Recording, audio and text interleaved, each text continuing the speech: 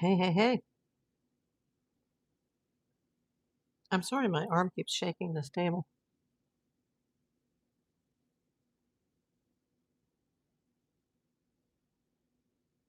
It's very late. Not here in LA, but in the rest of the world who might be watching.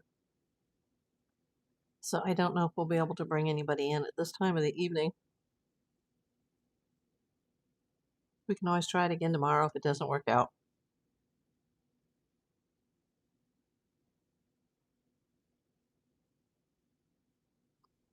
One person watching. Let me open up my channel on the app to make sure we get some sound.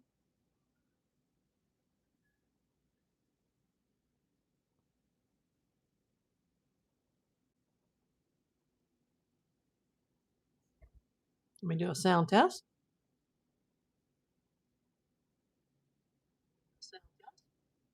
Well, I can hear me. Let's just see if you guys can hear me. Oh, hey, Kelly. Hey, Donna. Yeah, I didn't want to bother you, Kelly, because I thought you might not be feeling well. So I didn't send you the usual, pre-live text. How you doing tonight, Donna? You can hear, thanks. I'm just going to give it another couple minutes here, see if I can bring some people in. Excuse me. I just ate and now my body wants to cough.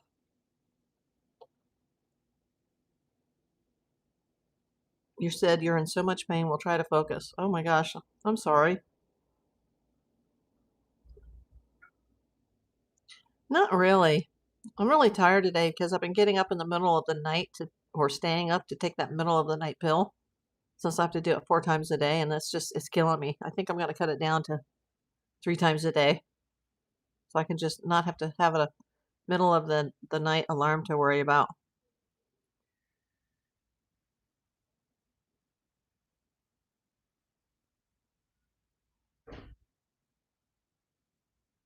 It's kind of late to go on because a lot of the people that follow me are on the East Coast. So, oh, 15 people. Okay, great. Well, I'm April Davis PI, and it is March 5th, 2026. I need to do a small update on Nancy Guthrie, and then we're going to get into another subject here of poor Britney Spears. But let's talk about Nancy first because that's what this series has been about. It is day number 33. Yeah. And you know what the most bizarre thing happened this morning? Um, after one of my, morning pills alarms went off, I went back to sleep and I had a dream. And I had the strangest dream about Savannah Guthrie. And in the dream, she was, I think she was in New York in the dream. I don't know why I was in New York, but we were in a big room full of people. It was like a meet and greet. I don't know what my connection was to her because I don't know Savannah Guthrie. I did meet her in my dream. I know it doesn't mean anything, but I did meet her in my dream, and she seemed like she was at the end of her rope. And I was like, "Hey, let's get out of here." And she was like, "Okay." But in reality, we don't know each other. She would have a full security team, and she'd have some sort of, armored car or limo, or more than likely like a blacked out SUV, right? But in the dream, I knew her. I met her, and she was feeling a lot of pain. And we didn't talk about Nancy. Nobody in the room was talking about Nancy. It was more about Savannah. And the message that I got is that she was trying to move on with her life, with her husband and her children and her job in New York City. But she's very conflicted because we still don't have closure yet on what's happened to her mom.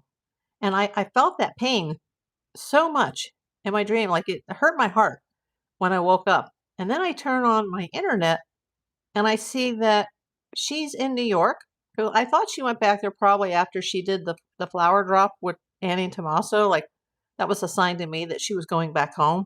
And obviously she did because she walked into Studio 1A at Rockefeller Center, one of the buildings that's next to 10 Rockefeller Center Drive, or 10 Rockefeller Center. Well, 10 Rockefeller Plaza. Now I've got it. Okay. So, the main building where they have the fountain, the gold fountain, and they have the ice skating rink, that's 30 Rock. But the whole series of buildings is Rockefeller Center.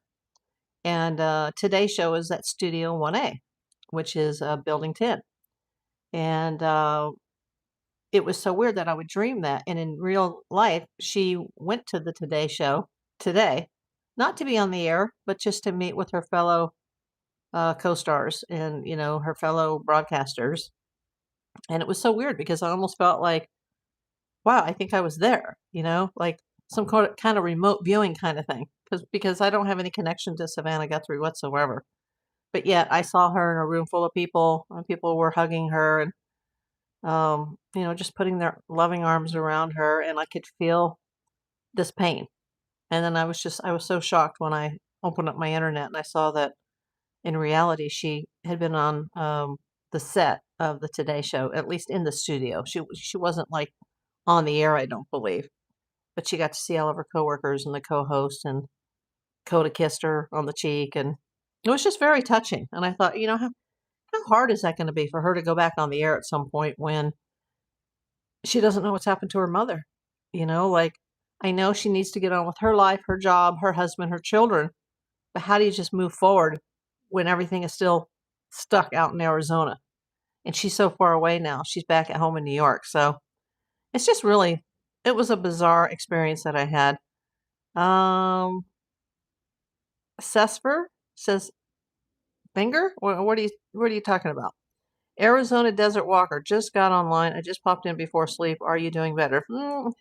I'm just really down from the antibiotics. I've just been really just like bleh today. And as I said earlier, not sleeping well because they told me I have to take like the maximum dosage 4 times a day. So, my middle of the night pill is just disrupting my sleep. So, if I can't sleep tonight, I'll take that middle of the night pill. But if I can, I'm certainly not setting an alarm for the middle of the night anymore. Thank you for hitting the like button.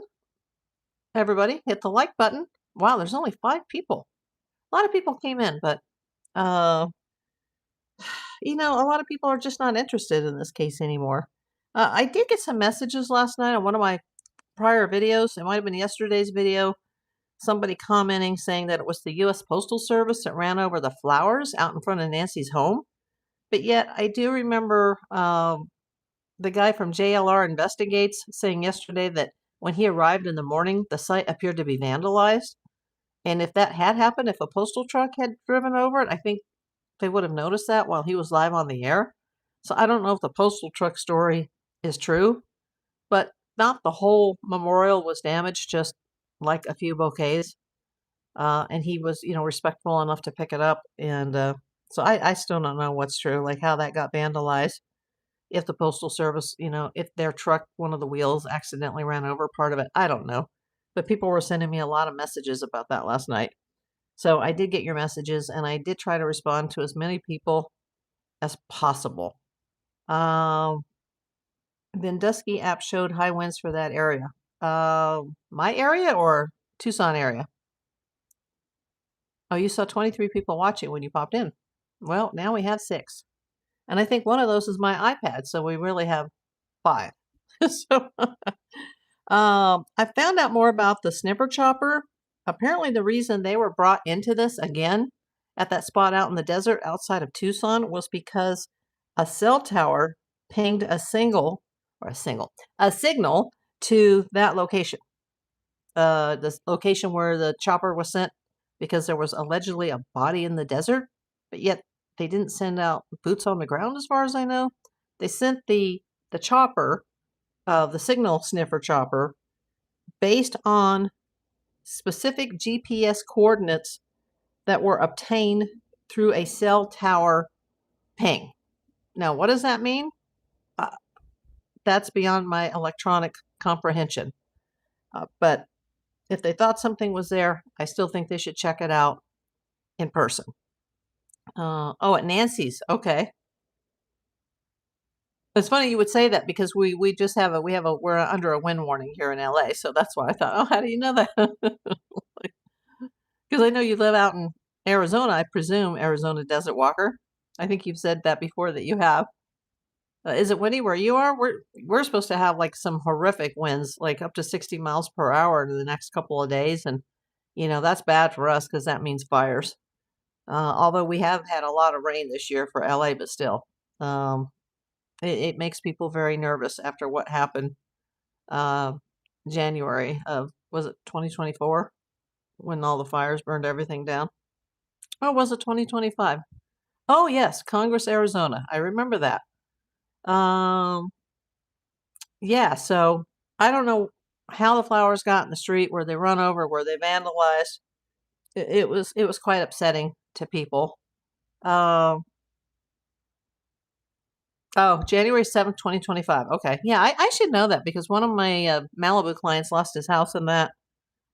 And another family that I know out there that I did a march with in Studio City, that lady's house burned down, and she's pretty pretty well known and got 4 kids, and they're rich people problems, but still, I don't think anybody should have to go through something like that, having their house burned down. And just like I feel that Savannah Guthrie shouldn't, and her husband and her children and the other grandchildren, everybody involved, shouldn't have to go through this. And that dream was just, I know they say there's no time and space in the other dimension, and that dreams come from the other dimension, that your soul kind of leaves your body in the middle of the night, and there you go. And so, time is skewed as far as past, present, future, places are skewed. Um, there's just no time. But yet, there I was in this room full of people and I didn't see their faces, but they were like greeting Savannah, and then I could feel her emotions. And then we met, and then we decided we were going to go have a chat somewhere.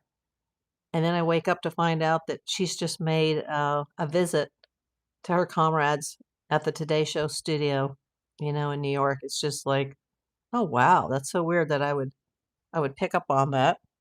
Um, you dream that you're healthy and living a healthy life. I need to have one of those kind of dreams. Bring it on. Uh, they never told the events of the Temescal Trails cams between 10 and 2. What are Temescal trail cams? Are those trail cams in the area behind her house? Because I know there's a lot of hiking in that neighborhood of the Catalina Foothills neighborhood.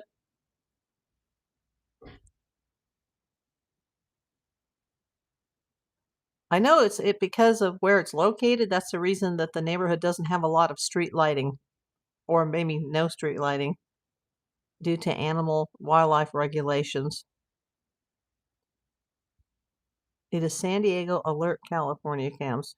Okay, don't know about that. Yeah, and apparently the FBI is back in the neighborhood today. They're still actively speaking with neighbors and looking for video. And I've also heard that, based on her location, that the cell signals are not really great in that neighborhood, like the internet and the cell phones. And if perhaps a suspect was local, even local to that neighborhood, and they're trying to ping a certain individual's cellular activity, that it might be a hard thing to track just because of the lack of signals, if that makes any sense. Oh, it's important to know about those cams when the fires happen. Okay, I got you. You can watch it in live time. Okay.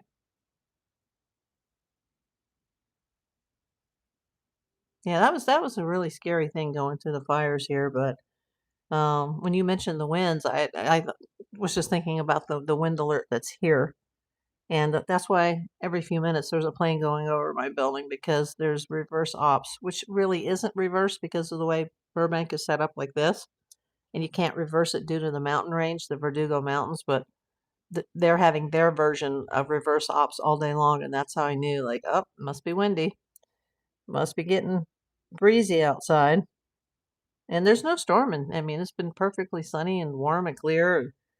But I think we're having a late Santa Ana wind event. So pray for LA that we don't catch on fire this weekend.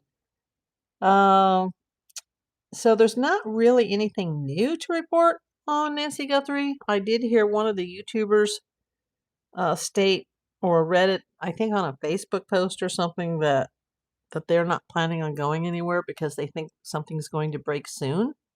And I don't know if it's just a gut feeling. Um, just like obviously I had that in my psyche about Savannah, that she was overwhelmed. Maybe he's just having a subconscious feeling that something's going to break, or it's wishful thinking. Um, no, I did not watch Nanos. What did he say with Brianna? No, I did not see that. Brianna, that's the reporter that interviewed Luke Daly and Mary Daly, I believe. Did she do another interview and do it with Sheriff Chris Nanos? I'll have to look for that. Oh, okay. Anything important that came out of that interview?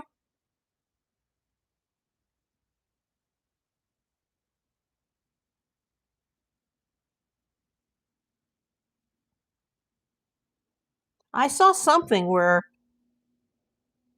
it was on my cell phone. Some interview came up where he's just sitting like at a desk, but you couldn't hear the beginning of the video. And at first I thought it was my phone, but like the whole beginning is cut off. And he was trying to explain why search warrants were served at Luke Daly's place, but I couldn't hear the explanation because most of the sound was cutting out. Oh, she caught him in lies. Oh, well, I'm going to have to find a link to that. Can you guys send me a link? aprildavispi@gmail.com. Something's off with that guy, and I don't think he's sharing a lot with the FBI. It's like they're competing against each other instead of working together. Everybody should be working together to help solve this, not working separately.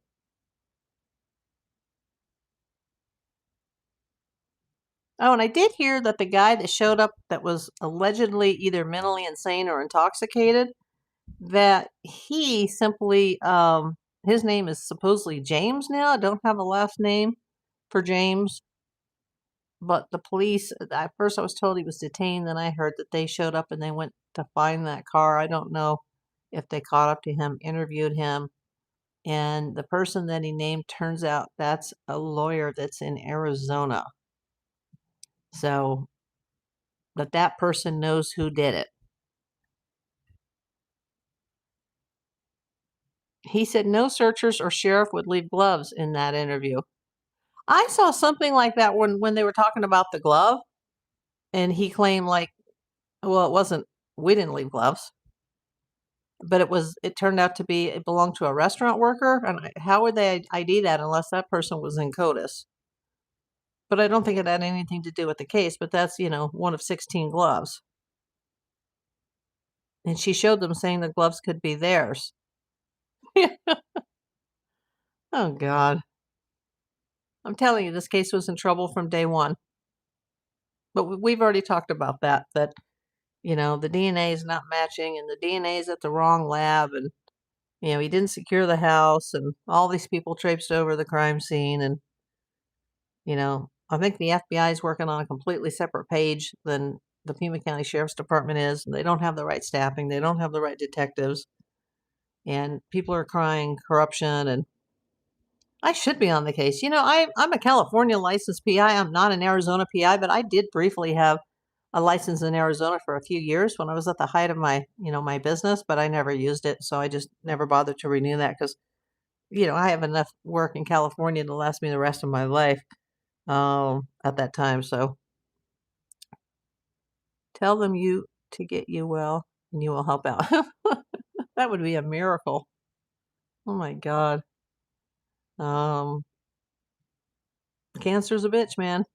If it's not the cancer itself, it's the treatment. One way or another, it gets you. But I'm still here, so hashtag not dead yet, and I say that in a positive way.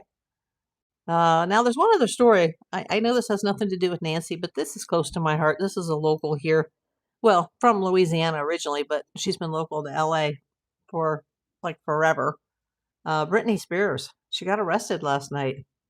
Yep, again. Um, she got arrested somewhere in Ventura County. They're not saying where, but I think it was either on or near a freeway because the arresting agency was CHP. I did check out her inmate information. Britney Spears, date of birth 12/2/81, age 44, female, 5'5", 125 pounds, race is white, brown hair, blonde hair, or brown eyes, blonde hair. Occupation says celebrity. Place of birth, Louisiana. Arrested at 9:28 p.m. last night.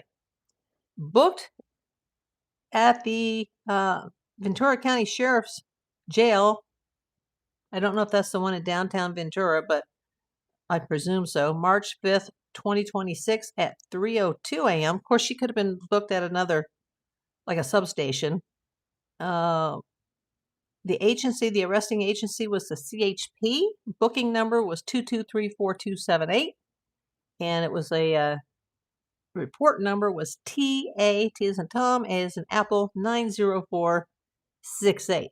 And now that has crossed over to Ventura County. They haven't updated the records yet. The only thing in Ventura County says 2 prior offenses for Britney Jean Spears in their county. And it was just on BS traffic stuff that happened in September and October of 2023.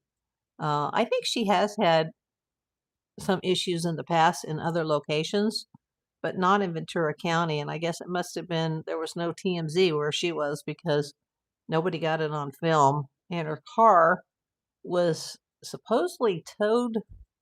I think it said Ron's Towing, something like that. It's since been released. It's a BMW. Looks like it might be a convertible. What does it say here?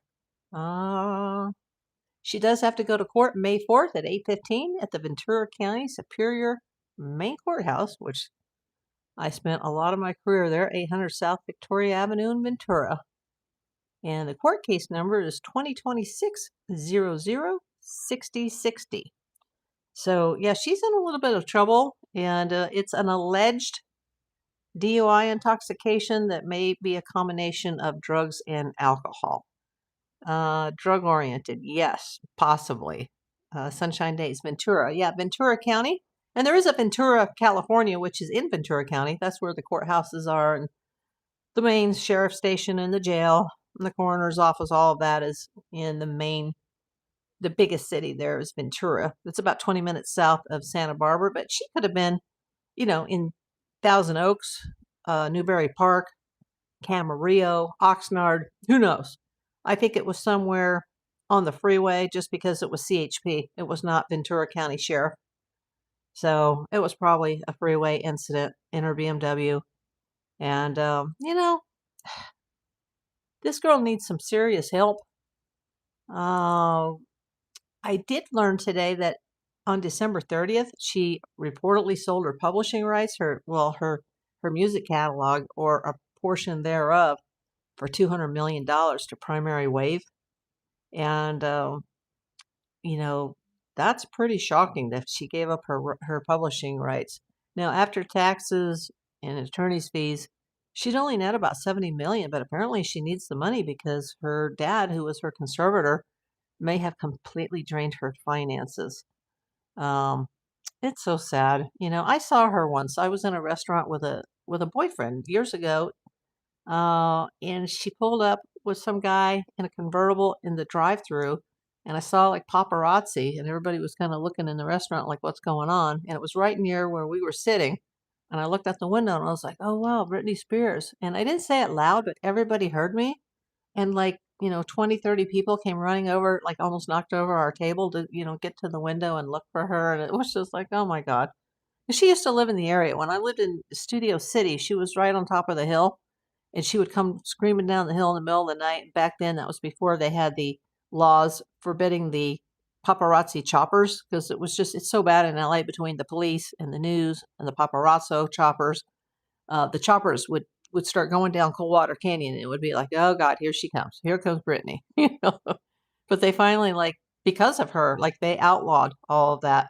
So we still get, plenty of police choppers and some news choppers, but they can't just chase people and permanently suspend over your house, because it was like every day and you can't sleep when they're right over your house in the middle of the night. And she would come down late at night and she would go down to one of my favorite restaurants, and all the staff knew. They were like, yeah, she always comes in like after midnight. When just the drunks are in here, nobody knows who the F she is, like it's crazy. Um, but she's got some serious mental health issues. I wanted her to be set free. I didn't want her dad to be taking her money or her family to be taking her money, but obviously she's not well and she's going to need some help.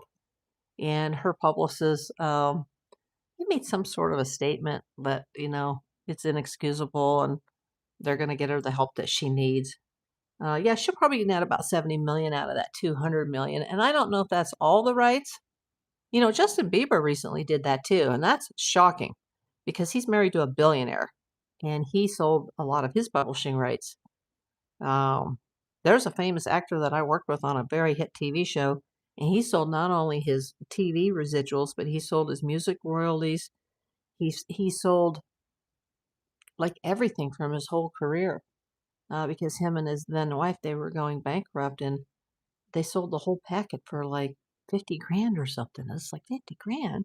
The kid's been in show business since he was 6 years old, and he's in his 40s now, and he sold the whole package. It was just like, are you kidding me? Like, do people really get that desperate?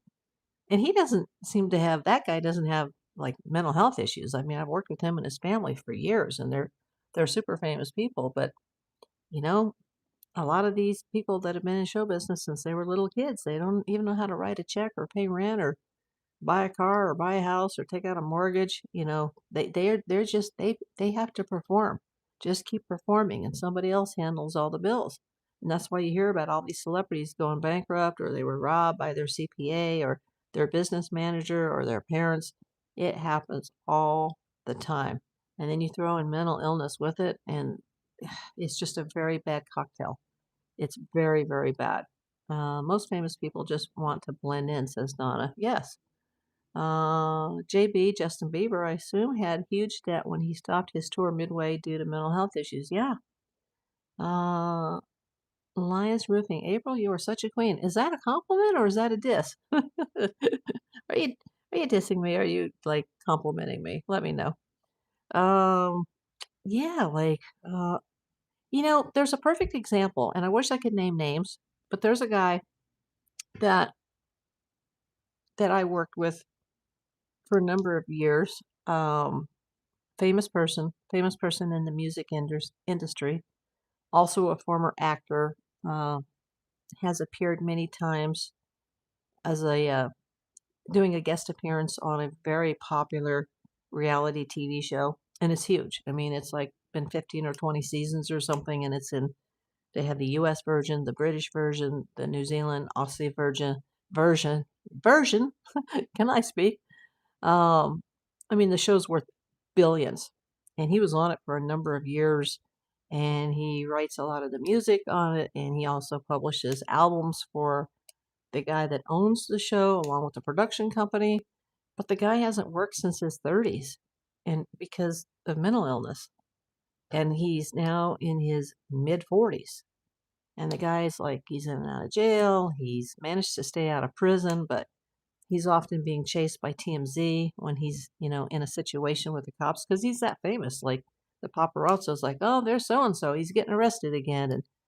And there's so many people that are like begging him, like, we need you to write an album for us. And he will get a multi-million-dollar advance just to do that. But he can't because he doesn't even have an apartment or a home or an organ or a piano or a guitar, like a microphone, even. Like, and he's made millions, but he's out on the streets.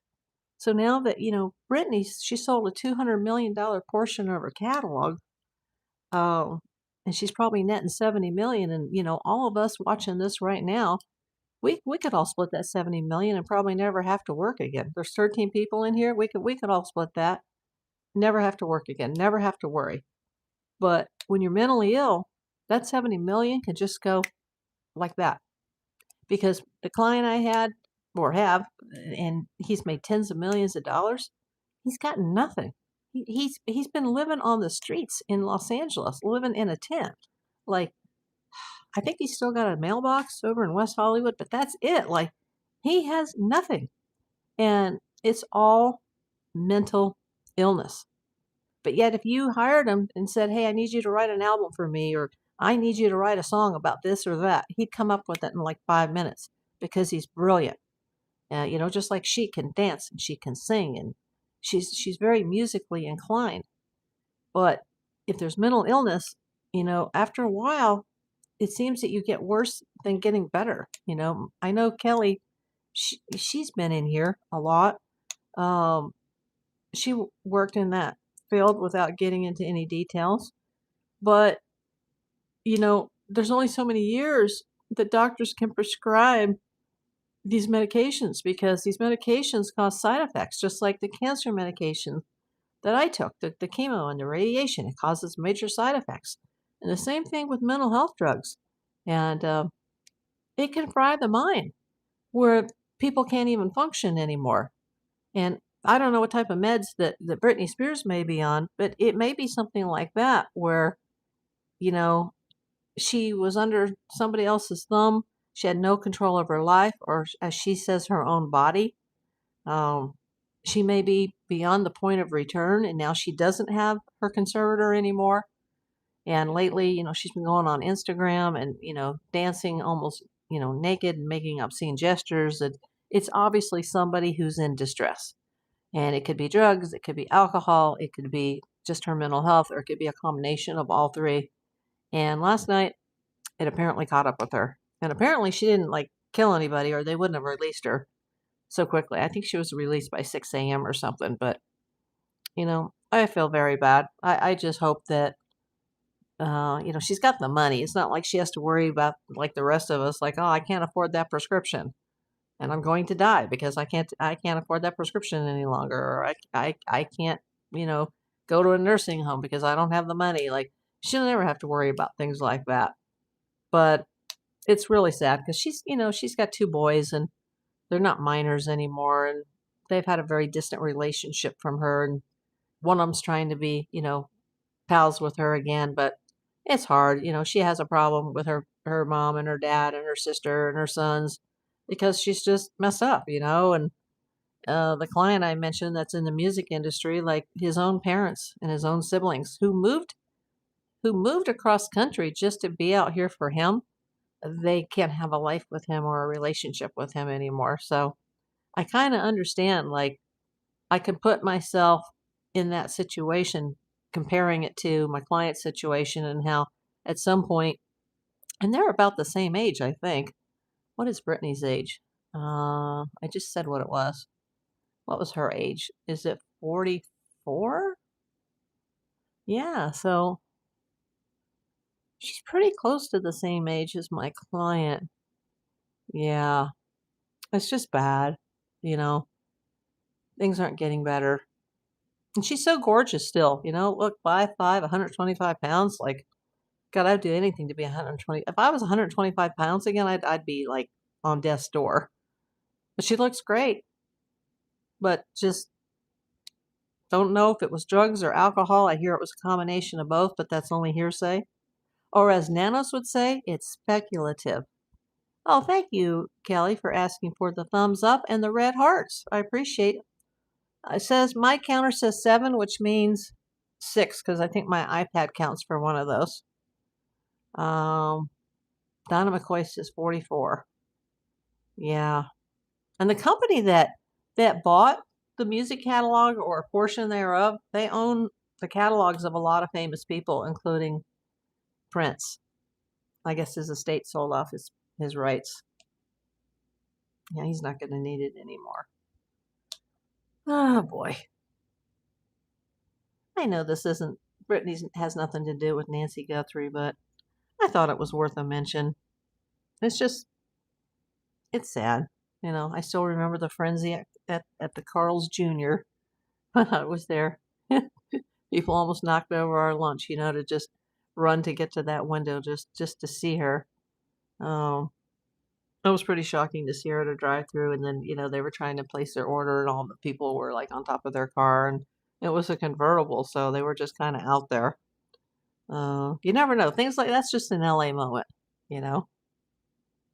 You're driving, and there goes Arnold Schwarzenegger in his Hummer, back in the day when he had his Hummer when that was really popular, and or there goes Goldie Hawn in her Ferrari, or you're on one side of town and you see Farrah Fawcett in a Jag, and then a week later you see her over in Studio City in an MG, and it's like coming down from the Hollywood Hills, and it's like, didn't I just see her last week in Brentwood, and now she's in Studio City and she's in a totally different car? But like that's just an LA kind of thing.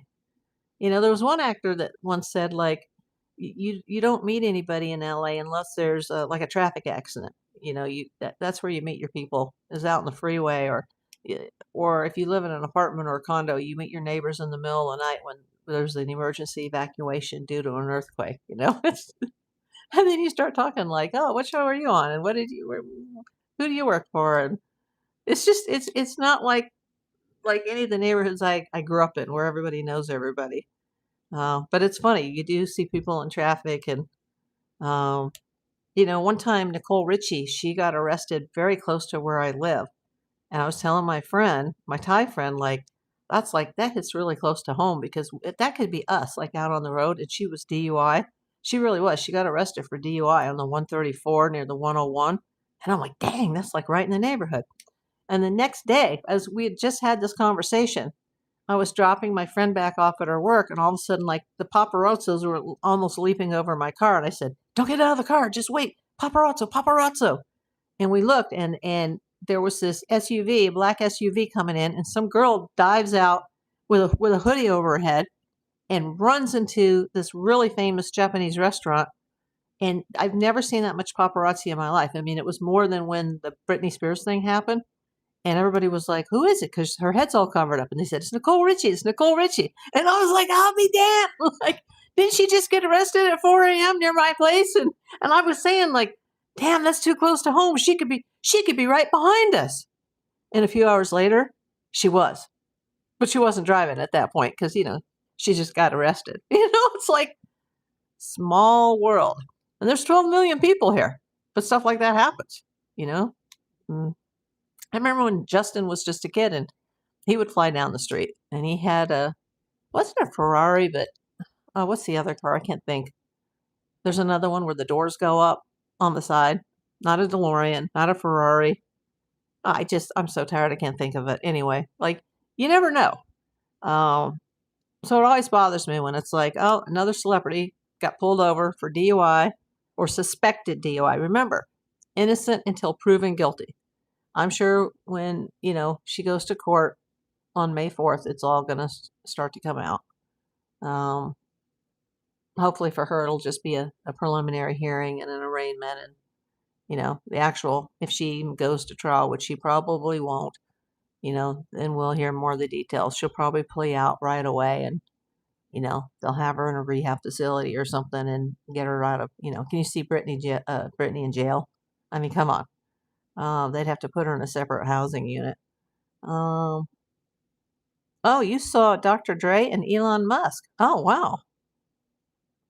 I've never seen either one of them. Yeah, I wonder what she was doing. Like, was she speeding, or was she swerving? Was she going over the white line? Like, they pulled her over for some reason. Apparently and they won't even do a sobriety test unless you appear to be intoxicated. They can't just say, like, for the sake of it, for S's and giggles, that we're going to do a sobriety. There has to be some sort of indication of possible intoxication for them to ask for it. Hey, Jane. Nice to see you. So yeah, I'll just recap really quick. Not much of an update on the Nancy Guthrie situation. The biggest news is Savannah did make a return to the Today Show, not like to be on the air, but to go see her colleagues at Rockefeller Center this morning, Studio 1A, at 10 Rockefeller Plaza. And it was very emotional. Everybody was giving her hugs. Coda gave her a kiss. I have to say, Savannah, she's a cute girl, but she was looking rough. she's just, this is just awful that this is not resolved. I want to I want to see, I can't take care of it because I don't know anything, but, I want to see Savannah Guthrie's family have this resolved. I think there's a 99% chance that the woman's already gone. Um, we still don't know the how, the who, the what, the when, the where, the why. Like, it's just bad. And I feel so vested in this, and I don't know why, because I don't even know Savannah Guthrie. But I'm obviously mentally invested in it because, I had some sort of remote viewing dream of her, in a big room in New York, but I was there. Like, it makes no sense. And I felt her heart hurting. I felt her feeling of being overwhelmed, and she just made a quick appearance, but then she quickly left because it was too much. Donna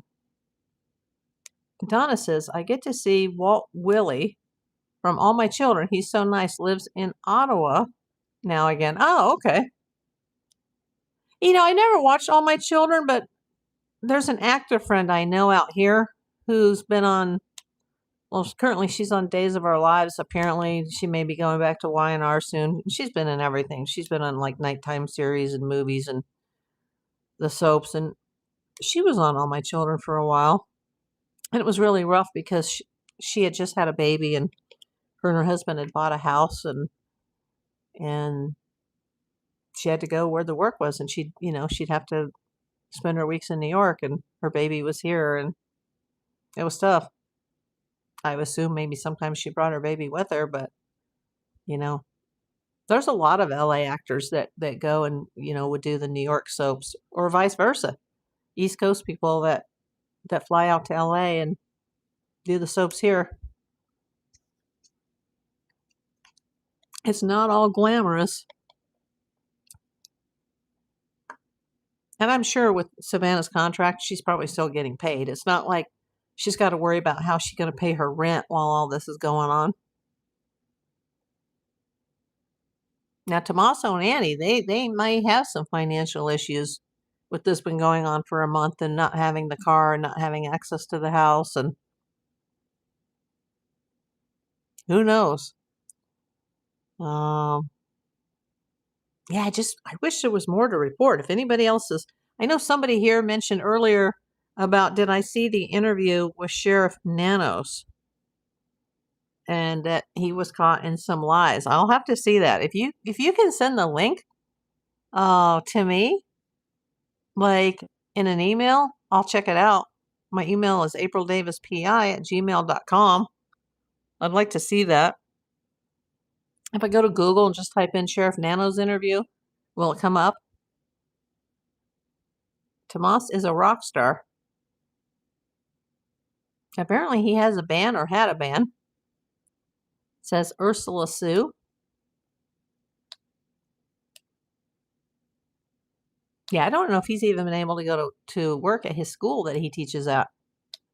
I mean, there's been so much disruption. And Savannah's husband, he was there with her, with the kids, but then he was in Florida dropping off the kids. Then he came back to Arizona, but he didn't seem to have the kids, and then somehow they ended up back in New York, and he ended up back in New York. And I had a feeling when Savannah and Tommaso and Annie went and did the drive-by of the house, and I think they were there the day before too, because somebody pulled in a black SUV, and they pulled it into the garage with window tint, and then people were laying down in the SUV. I think they have been in that house, once or twice since this has happened, and then they came to lay the flowers at the memorial out near the mailbox, and that was kind of a signal to me that Savannah would be wrapping it up out here unless something breaks, because she somehow has to go back to her life, as hard as it is. How could you concentrate with all this hanging over your head? Donna says he was lawyer on it. His original from Ottawa. His son lives in grandma's house. Really nice family. Used to go for coffee. What would come in and tell me I need to join them? Oh, see, I don't know who he is. Yeah, I did. I didn't, never watched All My Children, and just I have the one friend that was on it years ago. when she was like super young. Sunshine Day says never say never. In regards to what? What am I missing here? 13 people, 12 thumbs up. That's pretty good. It's not as great as it's been. I also, it's a Thursday night. People are in bed. I went on very late. Oh, I'm behind on the chat. Oh, it came back.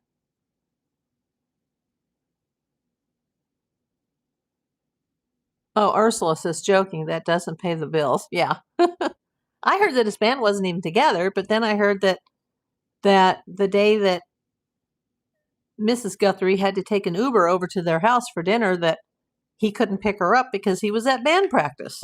It's like, oh, I thought his band was no longer. And what's happened to his bandmate, Dominic Evans? People think he's behind the mask as well, as is Luke Daly, or was. I don't think so. I never thought he was behind the mask. And then the Jordanian man, and like, oh, it's him. And then the weird neighbor that showed up, Jason. Oh, now it's him. Some people say it's Sheriff Banos. Like, I must admit that the bloodshot eyes look similar. No, not a high school band. He's a musician, Tommaso Cioni. And one of his bandmates, who I think may be the drummer, who he started the band with, he's the one that's the convicted felon and he's very close with Tommaso. And, his bestie bandmate is a seriously convicted felon. And that's not an allegation. He has a long criminal history. That's why that name has come up. He works, I think, as a 6th grade teacher.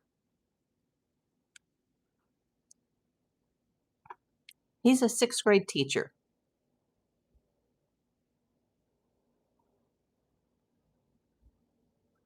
And I don't think he teaches band.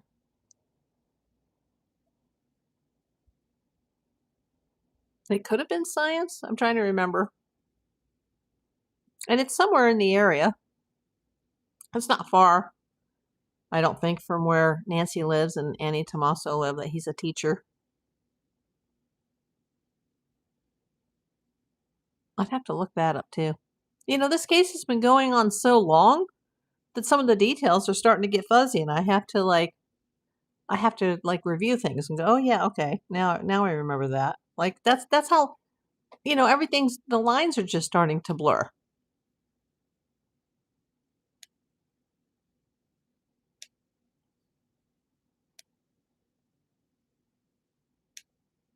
So, I woke up this morning it was late this morning since I didn't sleep very well last night due to the pill schedule, to find out that Savannah was in New York for sure, and that she had just been to Rockefeller Center, to Building 10, which is at 10 Rockefeller Plaza, and in Studio 1A, which is the Today Show studio, to meet her comrades at the Today Show.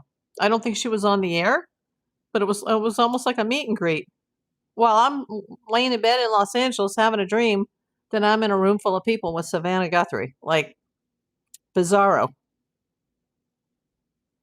I've done it before in my dreams where I have remote viewing and I can't explain it to people that I don't even know. And I just can tell you that her heart felt heavy. And she's looking rough too. Like, she looked like she had some acne on her face from, like stress, and like she hasn't been in the, the salon for a while. Her color is showing through, and she's a cute girl. She's really cute, but she just looks like she's been through a train wreck, just from stress. Of course, I look like that every day now. So, oh, hi, Dawn. You're not late. It's okay. There's not a lot to talk about today. I just went over a few points on the Nancy Guthrie case, and then we talked a little bit about the Britney Spears arrest. You can always see it on the playback. But I'm glad you're here, Dawn. Yeah, Kelly, you might want to look that up if he works in a high school. I'm pretty sure he was a sixth grade teacher, but I don't know if he's been able to do that once this whole case broke. And I'm sure, if you're not showing up to work, you're not getting paid. Unlike, Savannah, who's in an $8 million a year contract. There's a family emergency. I'm sure they're just cutting her some slack. I don't think they're, deducting her pay.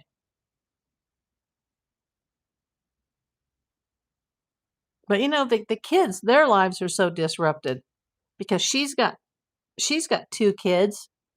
Her brother that lives in Vermont, who's in the Air National Guard, he's got two kids. I'm not quite sure.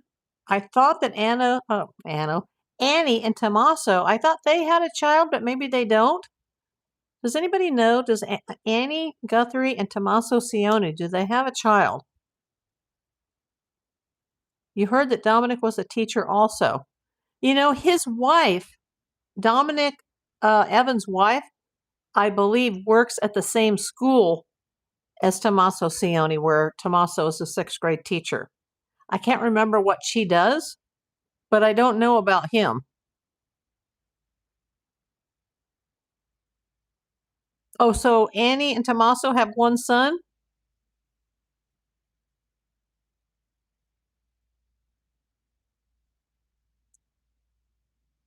Okay.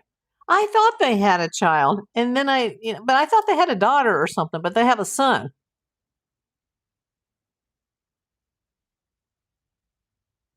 Oh, he looks very young, maybe 12 or so. Okay. Well, then there's another person whose life has been disrupted. Does anybody know how old Savannah's kids are right now?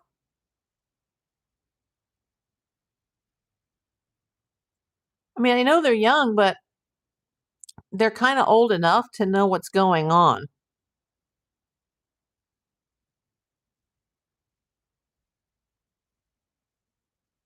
Oh, you're saying fifth grade? You mean Tommaso's job?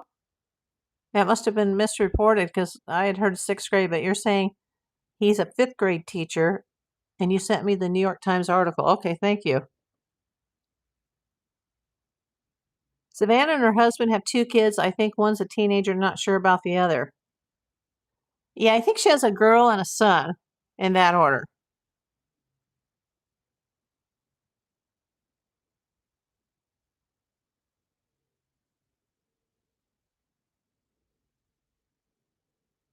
It must be tough, Especially this is happening so far from home. I don't know if you guys can hear that, but I got some of these jets coming into Bob Hope that are like literally almost landing on the roof with the reverse ops today.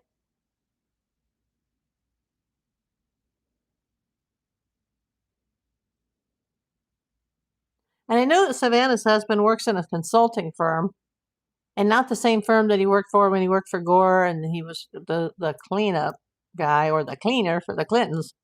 I think he has his own firm now.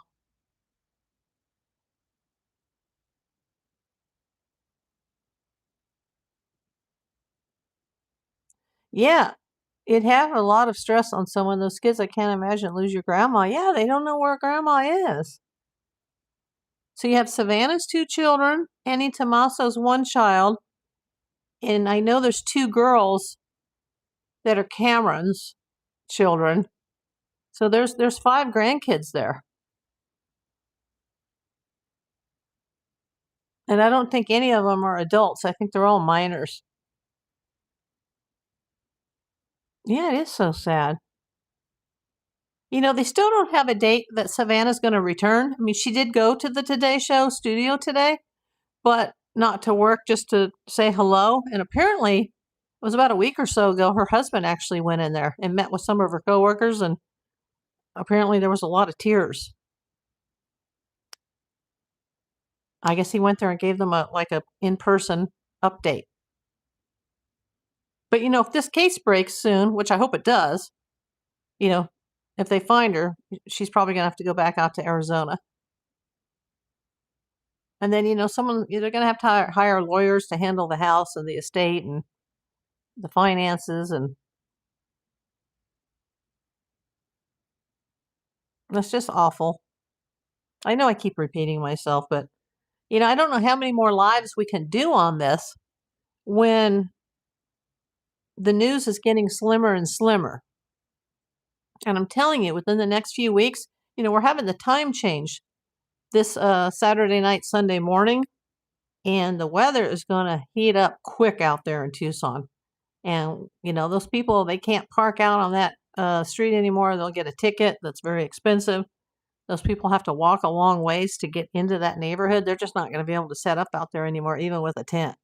You would just croak in 5 minutes. It would just be dangerous.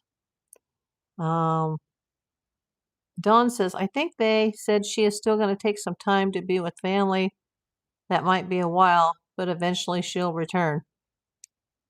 Yeah, I don't think she should rush to return at all. Because there's still, this isn't done yet. There's no mom yet. There's no body yet. If somebody gets arrested or more than one person gets arrested, they're going to have to go through the criminal justice system, and there's going to be a big trial, I think Savannah used to actually work for Court TV. I know she knows Nancy Grace, who I've actually met. I know that she knows Ann Bremner, and I've never met Ann face to face, but we've talked several times online. She probably knows Jane Velez Mitchell, who I've met once. I think she does know Diane Diamond. All these people, I think they knew each other from Court TV. Pretty sure Savannah was on Court TV for a while, because she did start out as a lawyer. She's very smart, very educated.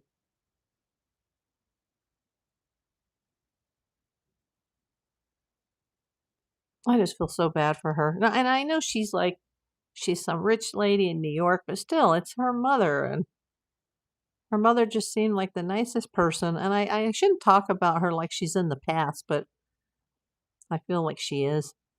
Dawn says, it seems like the whole case is dragging on. Wish they'd find Nancy and catch the person who did this. I'm beginning to think they truly don't know. I think that's true, that they truly don't know. And they're still waiting on DNA samples to come back that have been contaminated, or they're mixed with other samples, which isn't good. And the one piece of DNA they have doesn't match anybody. That's bad. But that may not be related to the case.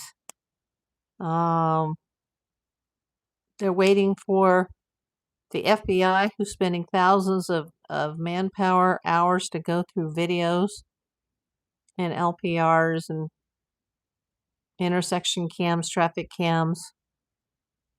And then with whatever they find, they have to somehow match it to that neighborhood. But that neighborhood is dark. It's remote.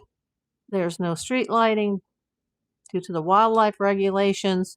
Apparently the cell signals and the internet's not great out there, and that hinders law enforcement getting pings when they have suspects. And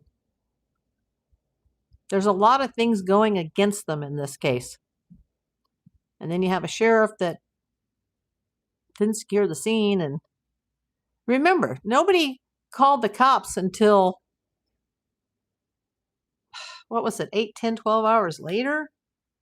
They weren't there until Sunday afternoon, and this happened in the middle of the night. So whoever had her had a lot of hours to get her moved. Hi, Lourdes.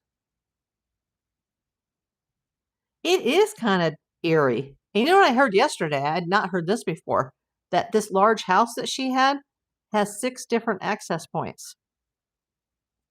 Like besides the garage, I think. Like the front door, the back door, slider doors. They said 6 different access points from the outside to the inside. I couldn't even live in a place like that. I live in a big city where everything is small. Not as small in New York as New York small, but small. Where there's like one door. And there's 1 or 2 windows. And I can't imagine like winning the winning lottery or something. Having the winning lottery ticket and being able to buy a house. And then, having, Well, the front door and the back door and the side door and the garage door and the slider door from the kitchen and and 20 windows, and I wouldn't do well in a place like that. Dawn says, I'd have every door locked and boarded up, that's for sure. There was one place that I temporarily lived in for just about 6 months. I was in between moves, and I stayed with this guy that I had been involved with, and his place had 3 doors. And sometimes he would have to leave the country for a couple weeks at a time, and I had to sleep there at night knowing there was the front door, there was the back door that came to the kitchen, and there was another back door that led to a very dark patio and alleyway that was off of his bedroom. And I had the hardest time sleeping. I kept getting up in the middle of the night and checking the doors, and it was just so scary. And I'm like, I don't want to be here by myself.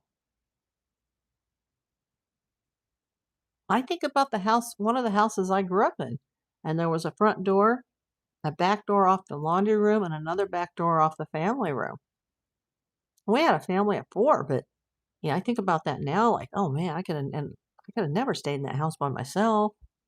And a lot of times my mom, it was just, her and 2 small children because my dad was either out of town somewhere or he was out at sea testing those Navy ships on what's called sea trials. And for many years, it was just the 2 of us, her and me. But then the baby came and it was just like, well, my mom, myself, and a baby. And, it was probably a 2,000 square foot house, which for LA, that would be like a mansion. I couldn't live there now, that's for sure, with all those doors. But she had like a 4,000 square foot home and a garage and a guest house, 6 different entry points. And they're still not saying where was the forced entry. Has that even been proven? But they said that from the very beginning, that there was blood in the front, blood in the house, and there's a forced entry, but they're not saying where it is. Yeah, things were different back then. Yeah. When I grew up, my mom, like when we were out playing during the day, she didn't give us a key. She just kept the back door unlocked. And the front door was kind of had like a fence around it and some bushes. So it was kind of like in a cubby hole. It was kind of scary to go to the front door because somebody could be hiding out there. So she usually kept that door locked. We didn't use that door very much. We always used the back door. But, I'd be out riding my bike or playing with friends and I didn't have a key. I would just walk through the door. The door would be unlocked. Okay, Dawn says you heard there was forced entry, but not for sure. Yeah, I think somebody came in through the back, and maybe that's where the forced entry was. Maybe. And then they took her out the front. And I do think there was more than one, especially with the item in the right jacket pocket that looks like a walkie-talkie antenna. That guy was taking the camera down while the other guy was coming in through the back somehow and then came into the house and opened the front door. They made it sound like the door was already unlocked. You mean the back door or the front door? I know that it was left wide open, and there was also, they said there was a lot of lights on in the house and that she didn't typically have lights on like that. So somebody turned on the lights.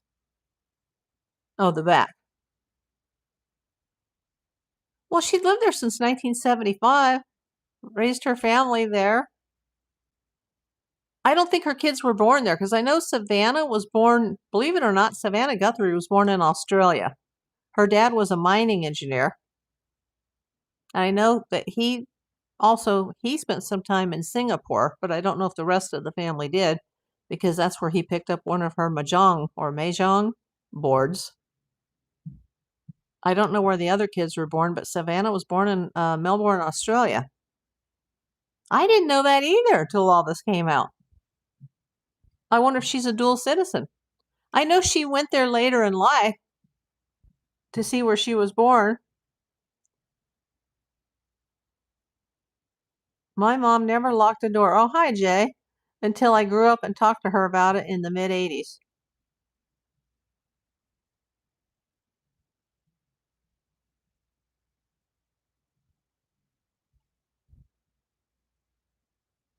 Yeah, I have everything locked and cameras and security and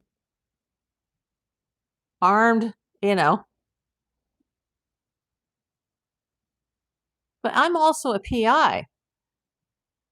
And there's always not a fear, but a recognition of what I do, and that, especially in some of the cases I've been involved in, like, could somebody come after me? I would go after a lot of stalkers. Sad how life is nowadays. None of us had our doors locked and came in when the streetlights came on. Exactly. Yeah, I had to be home by 6 because my dad, who worked in a different state, went at one of the places we lived, because I lived a lot of places, but for the formative years, like most of my school age years, we were in one place, and he worked in the next state. And his ride there was like at 55 minutes, but at night, especially with weather, it could take a lot longer. So he would get home anywhere between 6 and 6:30. So I had to be home by 6 because she already had the dinner, like, getting ready to be put on the table. And if somebody wasn't home at 6, you might be dead in a ditch. And you didn't want to put her through that kind of stress. Or I might have been kidnapped, because I'm telling you, in my family, and I won't say what side of the family, but before I was born, decades before I was born, someone in my family was the victim of a kidnapping. And so that was always kind of like drilled into my head, that I had to watch my P's and Q's and watch my steps, or I could be kidnapped. I told my friend that passed about that once, and she said, that's a lot of stress to put on a kid. But, and I didn't know why my mom always had that fear that I would be kidnapped, but it was because someone in the family had been kidnapped.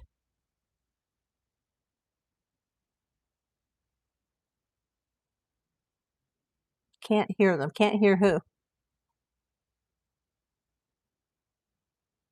Everybody hit the like. Well, thank you, Kelly.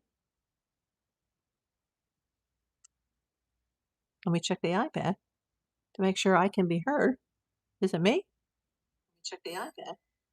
Oh, somebody must have just subscribed. Oh, I need to bring that up. Let me go to the counter really quick, the dashboard at YouTube Studio. Oh, it just hit 1960. That means I have 40 subs to go to hit 2K. And I want to get there. I never thought I'd hit 1K. I want to have some sort of a 2K celebration. What should we do? Give me some ideas. Okay. Rest. Please rest, Kelly. And if you need to go to the doctor or the hospital, please do so. I know it sucks, speaking from experience, since I was only there 3 days ago. But yeah, do what you have to do, because I want you to be okay. Dawn says, I watch my children like a hawk. Absolutely. I'm just that way with my pets. It's not the same world.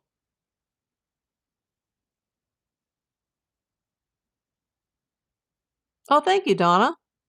She says, good night, everyone. I'll leave this running to give your hours, April. Thank you, Donna. You know what? I just paid off 2 ambulance bills, Kelly, and I still have 2 more.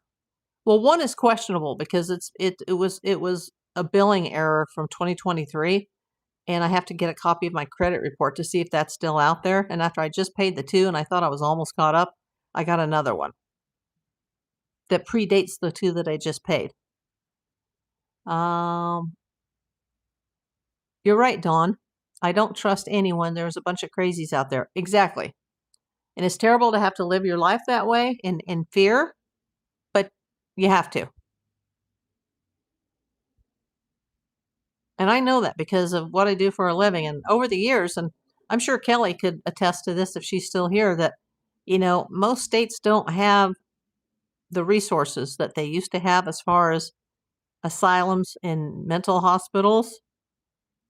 A lot of facilities now are private and unaffordable with our health care that we have, or lack thereof of health care in the United States. And so there are a lot of people that probably should be in a facility that are just walking around. Hello to you, half hawk, half man. Oh, I like that. Jay says, first thing neighbors talked to my mom about when they moved into my tiny hometown in the 70s was kidnapping. Made mom very paranoid, awful neighbors.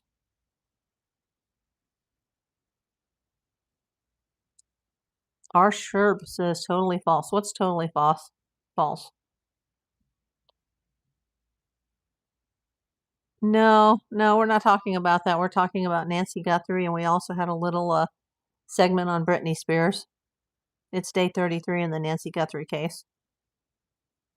Yeah, we were talking about, that Nancy had a big house, and I just heard yesterday that there was 6 separate entry points, and how could a 84-year-old woman who had lived in that house since 1975, lost her husband in that house, raised 3 kids in that house, but still insisted on being independent, even with all of her physical illnesses and disabilities, she insisted on being independent and staying in that house, and used either a cane and or walker, and was, taken away from her home in the middle of the night from her bed. Savannah said that she was taken from her bed.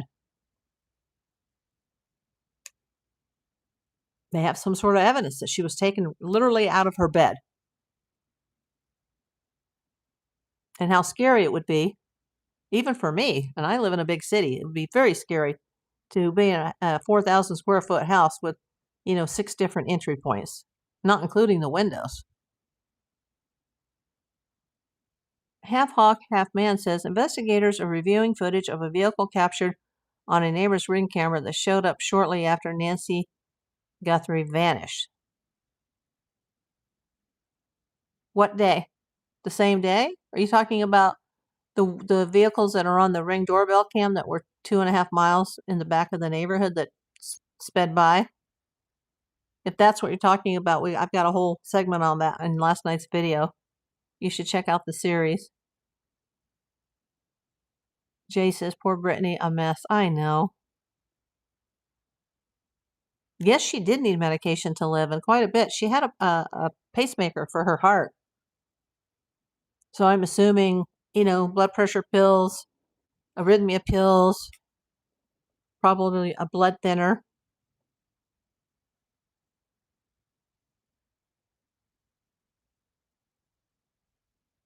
When I was a child, people didn't have all these meds, like blood pressure pills, cholesterol pills, blood thinners, arrhythmia medications. People just keeled over and died, sometimes very young. That happened to a friend of my parents after they'd taken him out to dinner.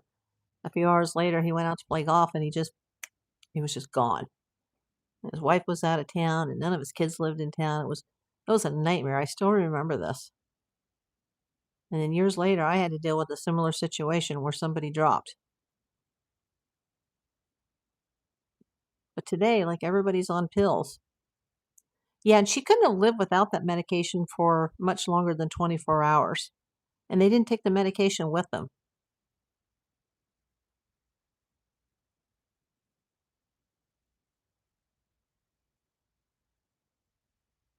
Oh, okay, the strange car that the neighbor saw, it was on the same day that she was forcibly taken from her Tucson home in the early morning hours of February 1st. Is that the one that they think is the white Kia that was speeding? And it would have been just about the right amount of time from the time her pacemaker stopped syncing to the time that car was on somebody's Ring doorbell camera. Dawn says, April, got to get some rest. Just thought I'd pop in and see what was going on. Thanks for the small chat. See you tomorrow. Have a great evening. You too, Dawn. I have a lot of thoughts on that, half hawk. What do I think happened to Nancy Guthrie? Who did it? Well, it's either somebody very close to the family or her who was pinpointing or targeting her personally, or the other likely scenario is someone who was targeting Savannah Guthrie. And the reason I say that is because of my career and my background and knowing how celebrities have targets on their back. And somebody may have specifically targeted the mother to get to Savannah.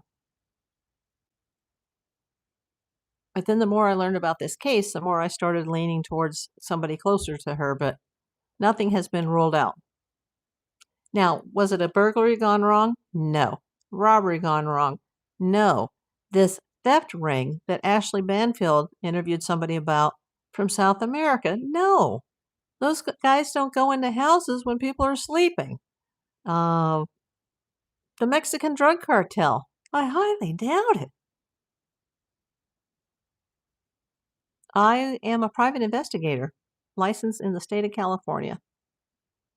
Been in a PI since, well, I've been in the investigative field since February 24th, 1984. Just had my 42nd anniversary last week. And I've been licensed in the state of California since August 6th, 1992. Rising Shine. What did you miss? Oh, you're a PI too. What state, Rising Shine?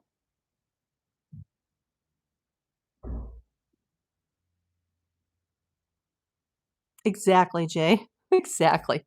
And if they do kidnap somebody, they keep them alive. And they show proof of life because they want that ransom and they mean business and they conduct business. Rising to Shine, Pacific Islander. Oh, okay. That's what you meant.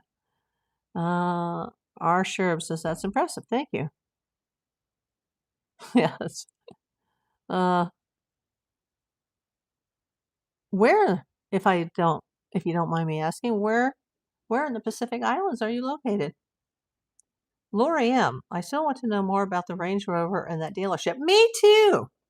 Because Luke, he did give a statement, Luke Daly, recently to that reporter in Tucson and said that he bought that vehicle the day after the crime. And I still want to know, did he buy it from the MB, what's it called? MB? The dealership in Tucson near Nancy's? Because it had that rim on the plate? Or is it true that he bought it off of Craigslist and it was registered to this Zach Jaghoob, who was affiliated with that dealer, and now he's suddenly out of the country, saying, hey, I haven't lived there since 2019, but he spent an awful lot of time in the United States since 2019, including Tucson. He's the man from Jordan.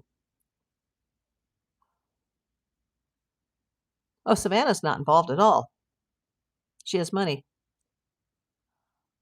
Rising to Shine says, you're from New Zealand. We've had another person in here often from New Zealand. Welcome in. I hope you're subscribed.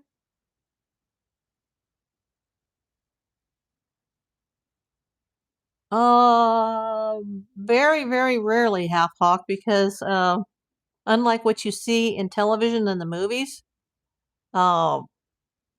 PIs don't have to do that for a living. I mean, you can hire a PI to do something like that, but that's not the type of work that I did. I work in fraud and entertainment. Lori, I heard they were watching that vehicle from the air, but they didn't specify if it was before or after he took ownership. See, I want to know, when the cops got the search warrant for his house, which is also his mother's house, Mary Daly, and then they picked him up at the Culvers, were they targeting him or were they targeting that vehicle? It seemed to me like they were interested in the vehicle. And he does, or not did, but does have a criminal history with drugs. But I think they were more, he got detained because of his ownership of the vehicle. But I'd love to know the history and who had it when and who transferred it to who and what is it about the Range Rover that they towed from the Culver's parking lot. And he has got the vehicle back. What type of clients that I most often have? Insurance companies, state governments, large corporations, celebrities, and very occasionally a member of the general public. But usually I turn those cases down. Most cheaters are stupid and give themselves away. Yeah, that's not why I became a PI. I wanted to be a police officer, but my eyes at the time were not good enough. And now I can see a cargo plane coming over from Anchorage to Guadalajara at 40,000 feet every afternoon. I just have these because now that I can see so far away, I have to have readers to see anything up close. No, I was not born in 1961. I'm not that old. I may look it, though, because, the health situations I've been going through since, well, a while back. The last 8 to 10 years has been rough to me. But no, I was not born in 1961. You're not even close. I mean, there are the occasional domestic cases, but especially when it comes to like child custody and child support, things like that. But there's people, that's all they do, and I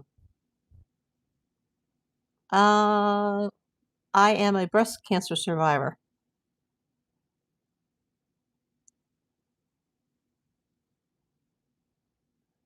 And where are you coming in from, Half Hog?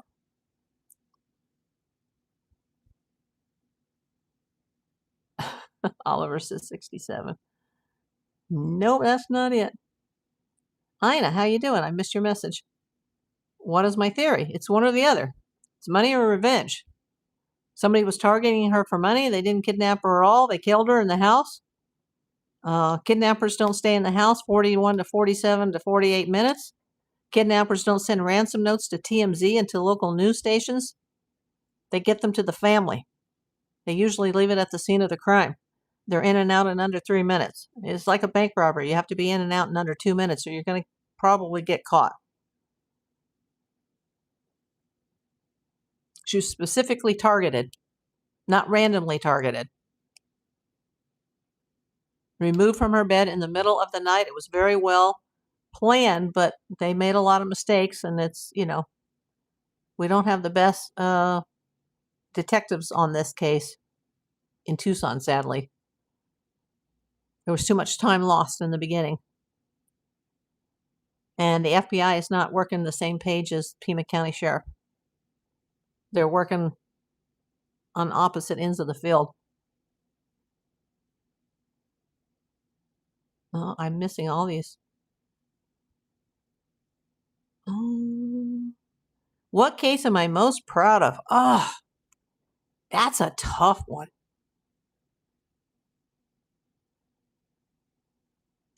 Well, I like the celebrity stuff because that's what got me started. But because of actions that I've taken, I've probably saved a few lives as far as from stalkers. But I don't know if that's my answer. I did some work in the 80s for a company that was a non-employee vendor to Lockheed. And there were government contracts involved that involved Tonopah Test Range in Area 51, and it's kind of neat doing the defense work a little bit because I grew up in a defense family with my dad working for the Navy of both the United States and Canada. He wasn't in the Navy, but everything he did was naval contracts for the U.S. and Canada. And so when I about a year and a half early in my career, I did some defense work.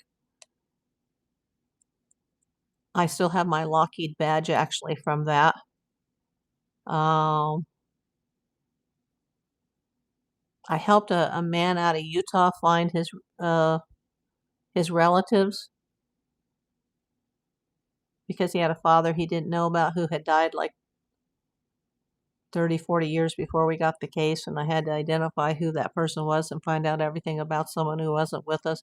That was interesting, but I like the work that I did for Warner Brothers and Warner Animation, the fact that I'm a Tiny Toon. Yeah, Steven Spielberg's Tiny Toons Adventures. I don't think I was actually in the show, but I have a cell. I'm a Tiny Toon. I also like the TV shows that I worked on, especially when I did Saved by the Bell the college years, just because, not because of that show in particular, I worked so many, but it was a big turning point in my career and me getting ready to start and go out on my own business. because I was like, wow, if I can handle this show and I can deal with, the a-holes at NBC, like, I should already have my own business by now. I can do anything in the PI business. So that was a cool moment. Meeting some of the people that I've met. I don't know. I really have to think about that. What is the case I'm most proud of? Maybe it hasn't happened yet. Oh, you're in Alaska. Oh, we have a lot of people that come in from Alaska. Where in Alaska? On an oil rig. Oh, wow. Are you on the North Slope? Mackenzie says who? Who regarding to what? I think it is about money. Do you think they will get the person or persons? I sure hope so, Ina. Okay, Half Hawk says I'm on the North Slope alongside offshore platforms in the Cook Inlet. Oh, wow. Ever been to Alaska? No, I haven't. Actually, the company I worked for was a non-employee vendor of Lockheed. And I did have to sign in and go to meetings with the Department of Defense that they had on site. But I wasn't really, it wasn't my company. It was very early in my career when I was still working under other firms and their licensing, and there was a lot of things that were happening. It was in the 1980s. There was a lot of stuff going on. That was before even the words Area 51 was a common name. Like, nobody knew what that was.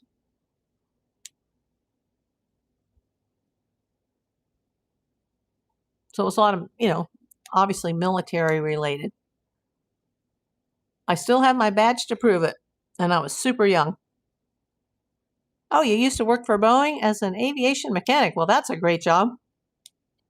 What work did I do for Warner Brothers? Well, I can't really say, but I can say that I did work for Warner Brothers directly, and I worked for Warner Brothers Animation, also known as Warner Animation. And I worked on shows like Tiny Toons, Animaniacs, Batman, the animated series.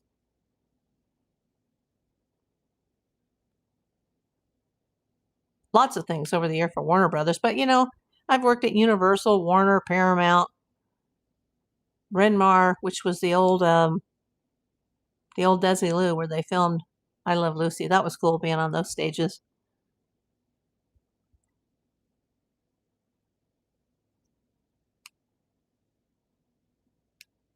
But I can't talk about any secret stuff that I did for them or why I worked for them or, Jay says I would have loved to do PI work. That's tough. Funny you would say that. I used to have a very analytical mind. Are you referring to me too? Or yourself? My cousin came on here and said I had an analytical mind. Oh, it can be everything from stalking, security, theft, fraud.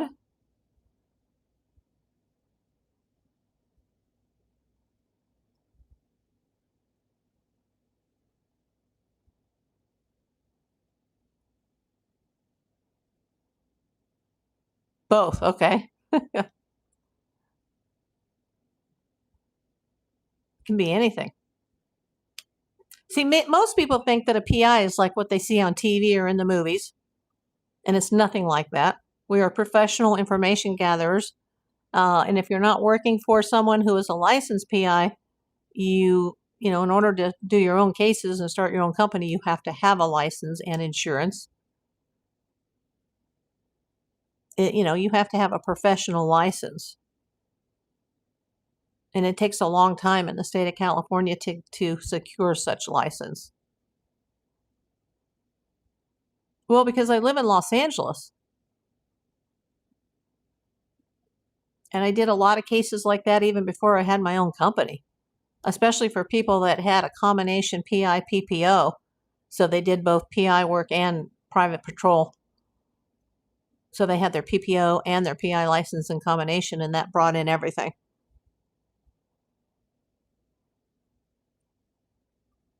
Most is paper and computer, I bet. Yeah, we didn't have computers when I started. Everything is good old-fashioned legwork. It's in the field.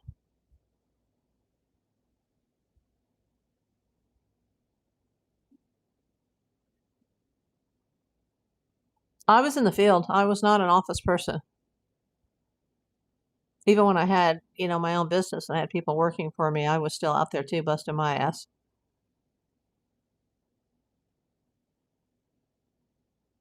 I had to learn it the old-fashioned way, without computers or databases. In a city that has the largest court system in the world next to New York City.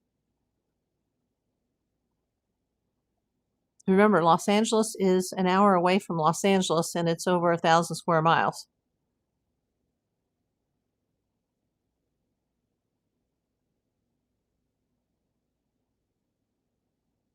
Do I have to sneak up on people or befriend them?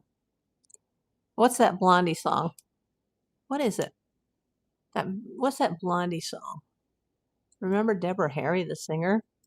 Remember the group Blondie? I went to see them in the 80s, but it got canceled because Van Halen was coming to the next state, and I had not discovered them yet. What's that song where they're like, one way or another, I'm going to get you, get you, get you. One way or another. Think about that. Call me. No, it wasn't that song. Your aunt and uncle lived in San Bernardino. Yeah, I worked out there too. I worked in LA County, San Diego County, Orange County, Riverside, San Bernardino, Kern. My own company had cases up in San Francisco, but I would always send some of my guys. They would fight over who was going to go to San Francisco. I sent one lady up to that town where they made arachnophobia. I can never remember the name of the town. And it's funny because the company that I worked for at the time worked for Amelia Entertainment, and the one of their producers went and did arachnophobia. Like, I remember that very well. And in my own company, we had a case up in that town, and I was like, how would you like to go? And I sent this little old lady up there. I sent another little old lady to get onto the ferry and go out to Catalina in the fog in the morning out in the middle of the ocean. It's a 21-mile jaunt in the fog. And then she caught a little skiff and was taken to like a private part of the island. Like, I got so big, I couldn't, once you have your own company, you have to wear 10 different hats. You become an executive producer. That's funny. Sherwood Schwartz, who was the executive producer, creator of the Brady Bunch, he told me that once in a meeting at lunch. He was like, there was a time that you worked for people and they gave you cases and you would work your cases and turn them in and get more cases. Then you became your own company and now you're the executive producer and you wear 10 different hats. And I was like, exactly. Cambria, that's where I sent one of my workers, was Cambria.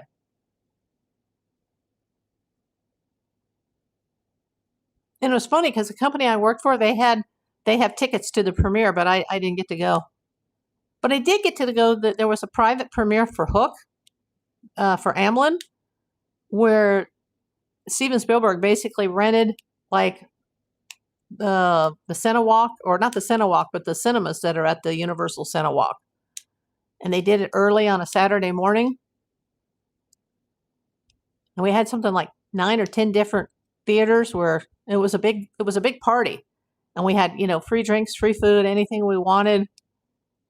And that's how I got to see Hook. But I had to get out of bed really early on a Saturday morning, which was hard because I did TV shows that would film Friday night. So I work a shift out in the field during, Friday, and then I'd go do my TV shows at night, and I'd get home after midnight. And then I had to get up really early to go to the premiere of Hook. And it was just an okay movie, in my opinion.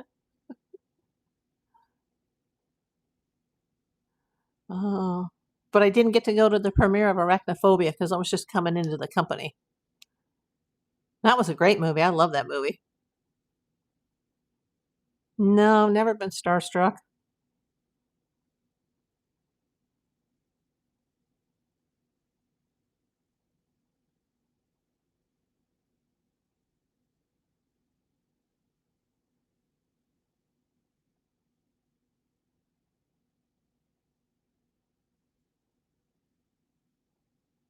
I wouldn't be able to like perform if I was a starstruck type of person. No, I did not. I've actually only seen one episode of that show. And it wasn't a good episode to watch because in that episode he gets shot.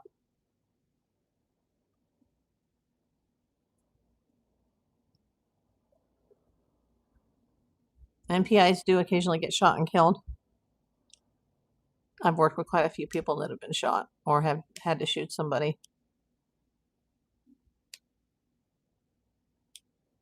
So no, I didn't watch Magnum PI. I didn't watch any of the cop shows growing up. Yeah. And sometimes it's okay and sometimes it's annoying.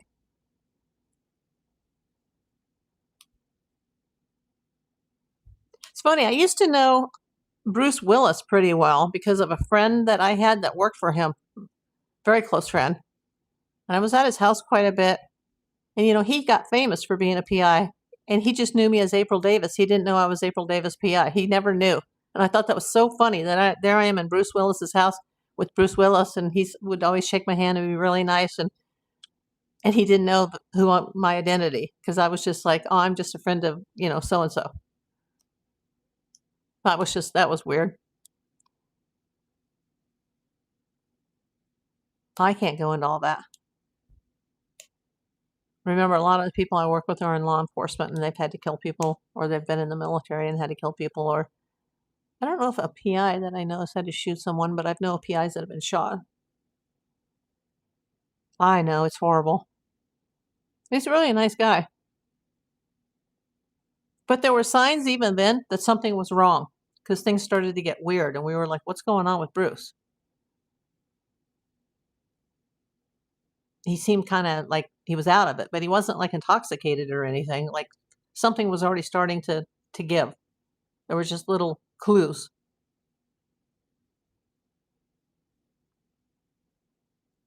But super nice guy. That was a long time ago. That was before he had his current wife. He was already divorced from Demi Moore, but his kids were still like teenagers at that time.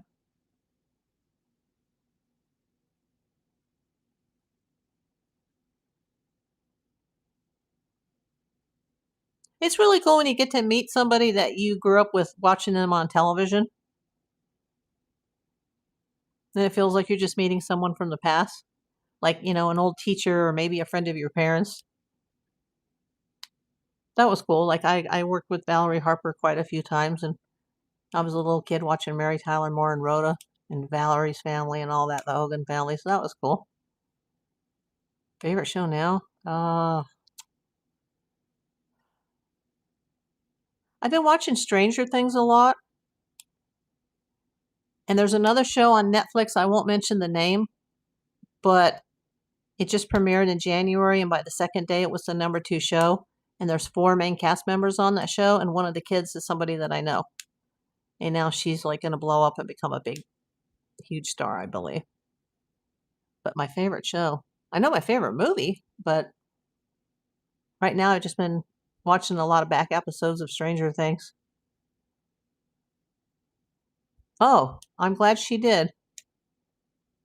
Yeah, the worst thing for me has been the side effects. I've had some problems with my heart. I'm still going through that. Who? Lewy body dementia? You mean Bruce? Who has Lewy body dementia?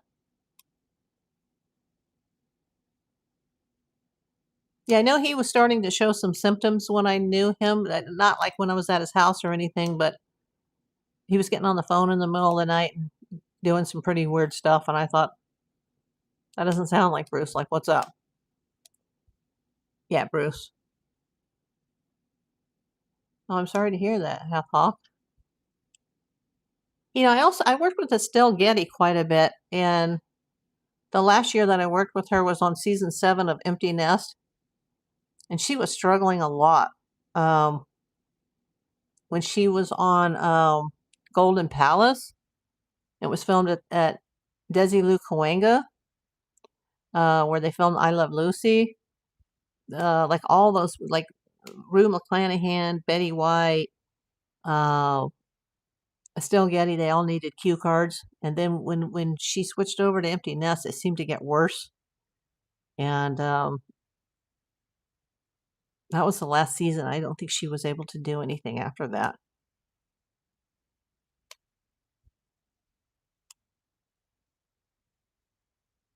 Yeah, I never got to work the Golden Girls, but I did get to work Golden Palace and Empty Nest with her. But I didn't work Golden Palace every week. I worked a lot of shows. Tons of them. Movies, TV.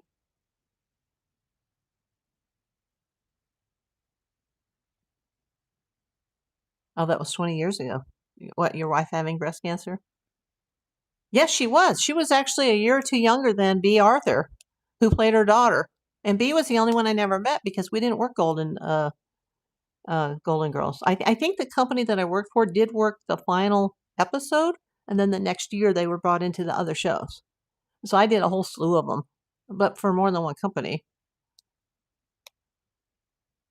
And also Dudley Moore, who I go way back with, he was starting to have issues as well. And he had, I wouldn't say it was dementia, but he had some sort of a neurological problem that was affecting his brain, and he was having a really tough time on set with memory and lines, and people thought he was intoxicated or he was drinking in his dressing room, but he wasn't.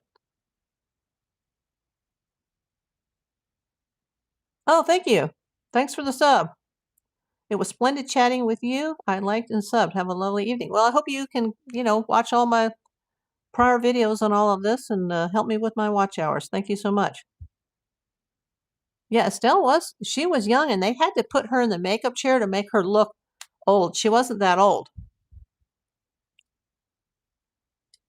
And it was funny because sometimes I would work a show with her, and then on Saturday morning I would go to this restaurant in NoHo, and she'd be sitting at the table across from me, and nobody would recognize her because she didn't look like Sophia Petrillo. She just looked like Estelle, and I'm like, oh, there's Estelle. We just did a show together last night. That's so crazy. And now we're across town, and she's sitting at the table next to me or across from me.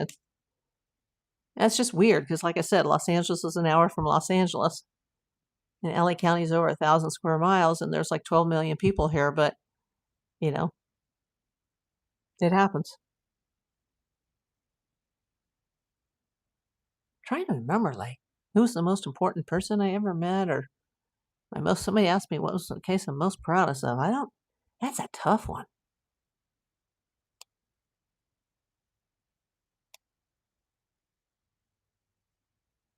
Probably the celebrity stuff.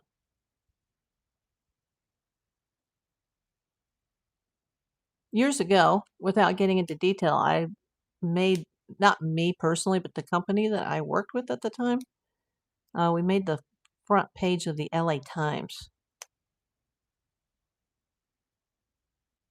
And it was a celebrity thing. But it was the front page. And my dad, who was, had become Canadian, was living in Canada. He was like really proud of that. But I was like, it doesn't even have my name or the company's name. Like, they can't say who their spies are. But see, I don't do any of that anymore, so I can say it now. Like, yeah, I did a lot of work for Warner Brothers.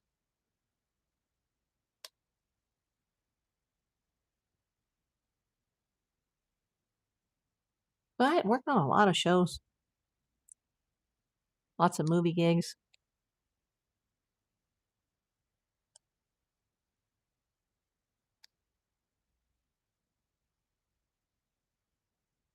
Does anybody have any questions here? I know we started this to say it was day number 33 on the Nancy Guthrie case, but we did spend quite a bit of time talking about Britney Spears and her arrest in the middle of the night. Well, it was last night, and then she was put into custody in the middle of the night, and she was released around 6 a.m. this morning. I keep looking to the left because I'm getting notifications on my iPad because I have them turned off on my phone while I'm filming. But yeah, you guys, thumbs up. If you're not subscribed, subscribe. If you are subscribed, hit that bell icon and hit all. You'll be notified anytime I go live. I did release a long form content. I forgot to tell you guys. I released a long form content video today, and it's not very long. It's only about maybe 4.5 minutes. But it was sort of a little bit of a redo from a prior video that I had made. In fact, regarding the lady that's in the picture behind me, there were some copyright issues in that video, not that I put in, but stuff that she had put in that I couldn't take out at the time. And this is her birthday month, so my thoughts have been with her. And I decided, you know what, since I'm kind of trying to up my game on YouTube, I better like kind of redo that a little bit. Like, not really re-add it, but remix it for sound.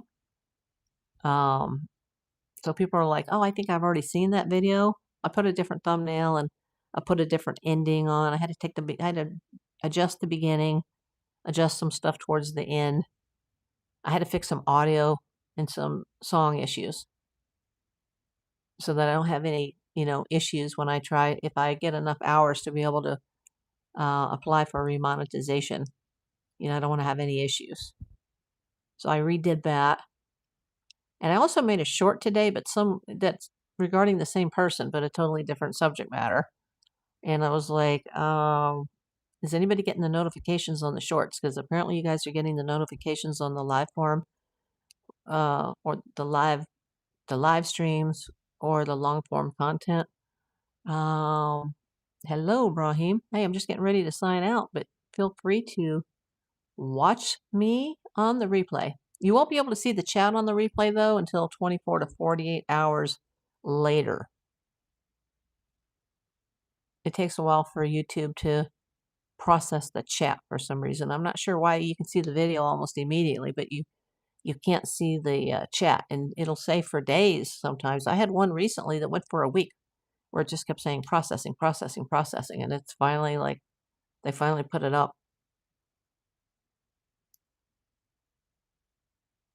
So make sure you guys are, like I said, sub, like, comment, subscribe, come back to this video, put something in the comments. Thanks for the thumbs up. Do a double tap on the screen and you'll see the red hearts go up on the screen. I haven't had a whole lot of people here tonight, but I've seen some of my regulars, so thank you for coming in. I know I started very late tonight, and I've got to I'm 6 minutes past due to take my nighttime heart medication. So I got to go do that. So I hope you guys are continuing to watch my videos. If you're watching brand new, you've never been here before, please subscribe. And we'll chat as soon as possible. Thank you. Love you.